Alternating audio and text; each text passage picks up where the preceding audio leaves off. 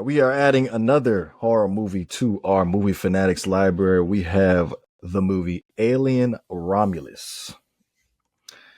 Now, me personally, for this movie, I had very, very low expectations for this movie. This is my first experience for the Alien franchise. So, for those that are newcomers, I'm your guy. And for you diehard Alien fans out there, this guy over here, he's got you covered as far as the diehard perspective, I should say. So this movie was released by 20th Century Fox. Now we both have our opinions about 20th Century. Uh, any thoughts on 20th Century? Bet you want to get off your chest real fast. Uh, Not really. I mean, we already know that they bought out by Disney, so I mean, seems things are going the right way. So I'm excited to talk about this movie, yo. I'm a big fan of the Alien franchise since the beginning.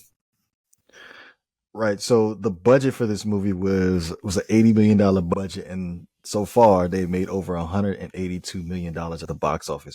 Which honestly, I thought the budget was a little bit higher than 80 million. I was probably thinking they was probably gonna pop into like maybe the 150 million range, but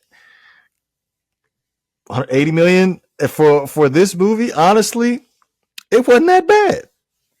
It's not that bad, bro. This is like a long time coming for like Alien fans in the franchise. We finally, I personally think we got a decent movie on under our belts for this franchise. I think the last time we saw an Alien movie was Alien Covenant. Alien Covenant. What year was that movie? Gotta look that up. Actually, I want to say it was a few years ago. 2017. Damn, wow, that's a long time since the merger between Disney and 20th Century Fox. Wow. So this is pretty interesting. My personal opinion about this movie, I loved it. It's not the perfect movie in the franchise, but I mean, it's not the worst either. So I'm a big fan of it. I just love the nostalgia, the little Easter eggs we got from the older movies in the franchise between Alien and Aliens. Your take?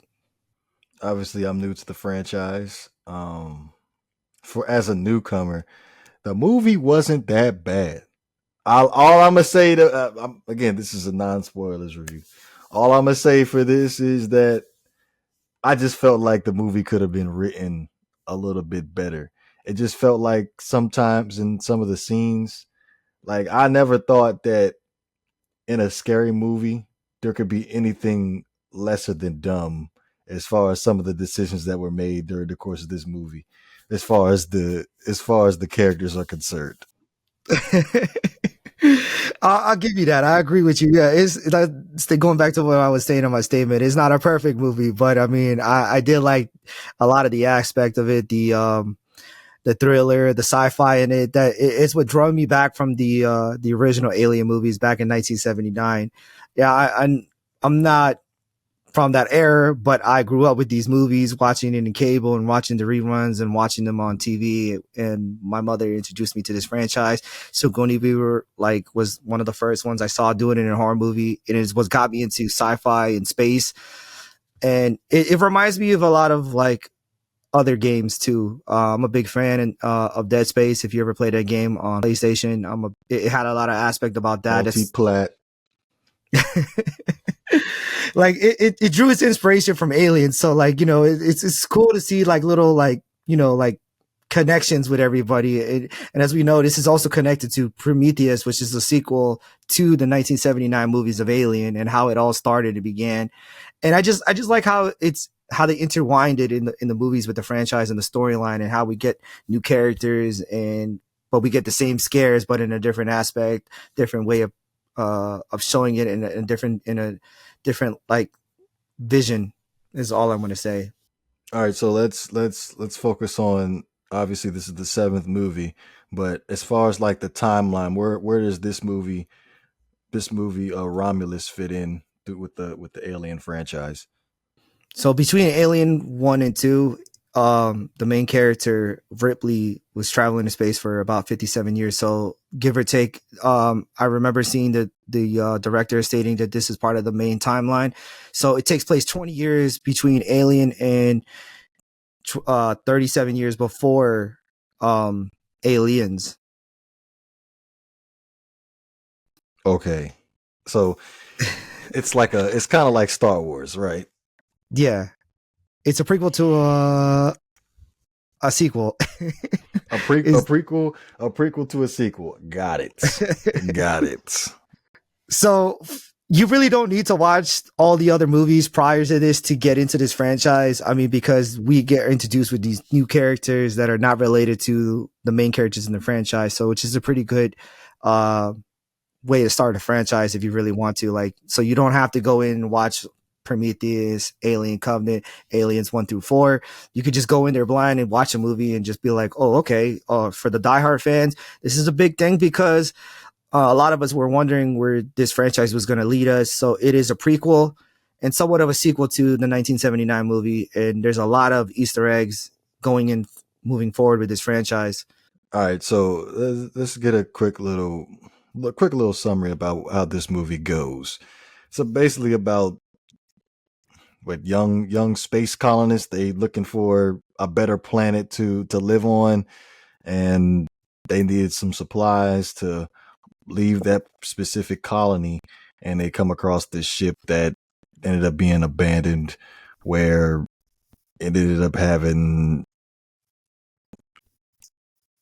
alien type things on there. I don't know how I could break that down.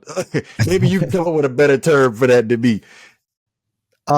Yeah. So the point of the point of this movie, the plot of it was that there are a group of individuals that work for Wayland Townley, which is the big corporation that is basically terraforming new planets so humans can live on them. In this futuristic timeline, some of these visitors that are living on alternate planets are giving out community service hours, and it's another nice way of saying they are working for free or enslaved by a corporation in order to pay them back for allowing them to travel through space to be able to reform and colonize a planet. So we start off with the main character named Rain. Her family has been working in the mines for about, I give or take, like 20 years, I believe it was.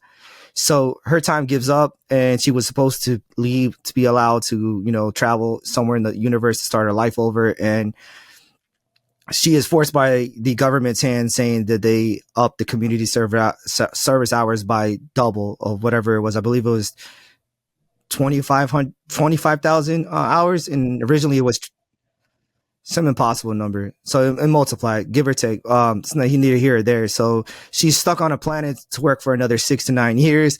So she has a group of friends who have a ship and they want to hijack a Wayne Townley ship that is floating in space on their planet in order to hijack a cryogenic. I want to say the right word, but I can't think of it right now. They're cryopods.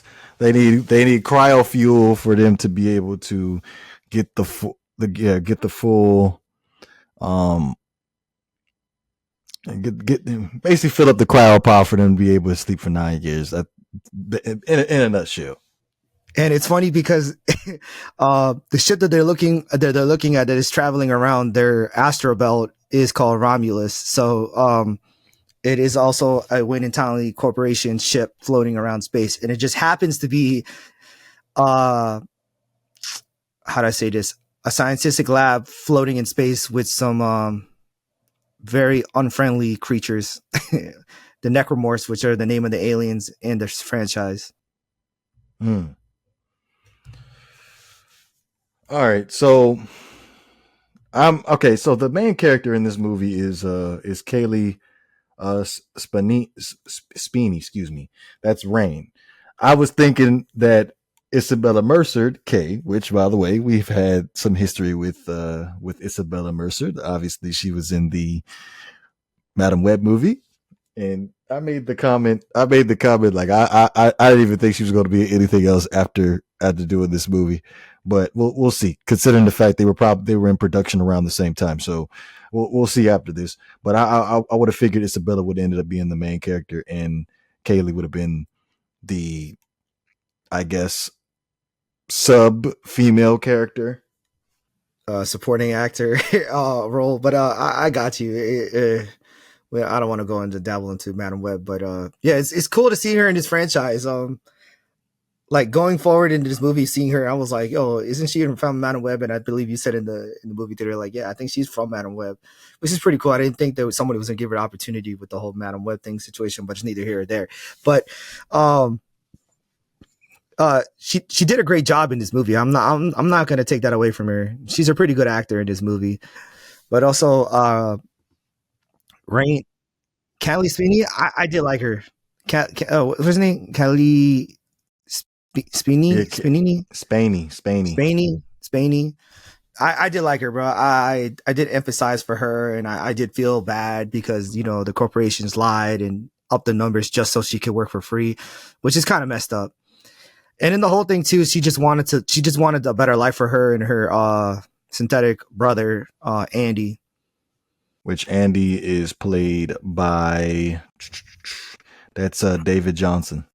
David Johnson, phenomenal actor too, because I did really feel like this android was human. Like I'm not gonna lie to you, I didn't really think he was a synthetic, like they say in the franchise, which is an android that just happens to look like humans.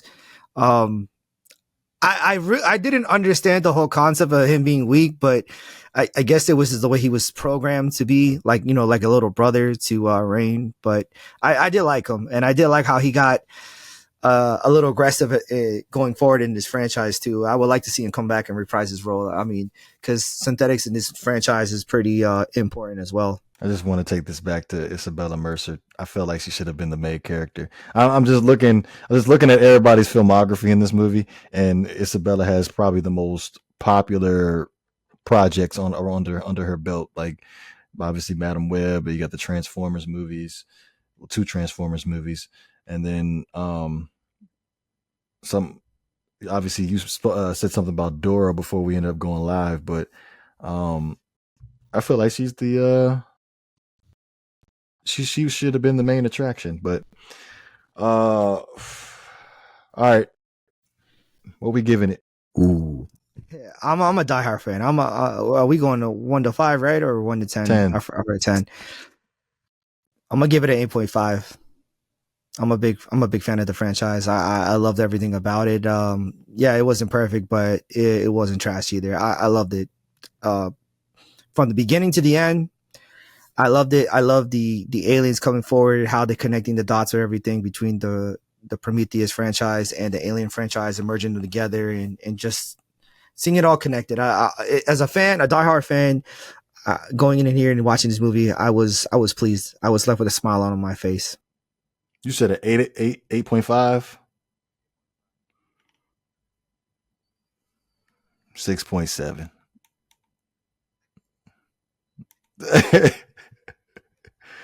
as a as a newcomer to the franchise, it's going to get a passing grade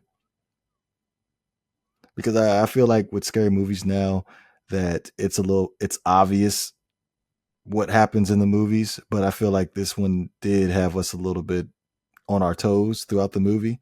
But again, going back to what I stated early on, that the story could have been written a little bit better.